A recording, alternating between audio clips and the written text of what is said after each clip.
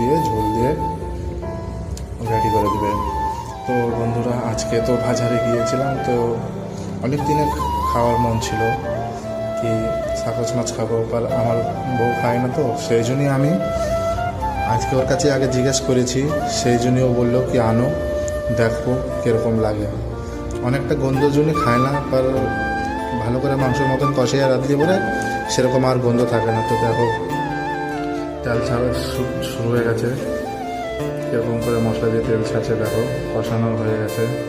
এই মাছ ভাঙে না, কষাতেও ভাঙে না, একদম মাংসের মতন টেস্ট, খাতি অনেক সুস্বাদু। আপনারা যেহেতু আমাদের পাশে থাকেন, তাহলে এরকম ভিডিও পাতে থাকবেন, আর আপনাদের সাপোর্ট চাই, কেন কি আপনি। তো দেখো বন্ধুরা, ভালো করে কষানো হয়ে গেছে। এখন এর ভিতরে ঝোল দিয়ে ভালো করে একদম জাল দিয়ে একদম নামিয়ে নেবে, কেন কি আর বলবো, সহ্য হচ্ছে না, আর এত খিদে লেগেছে। তারপরে লাইট চলে গেছে, ভিডিওটা কীরকম করে বানাচ্ছি সেটা আমি জানছি। তো দেখো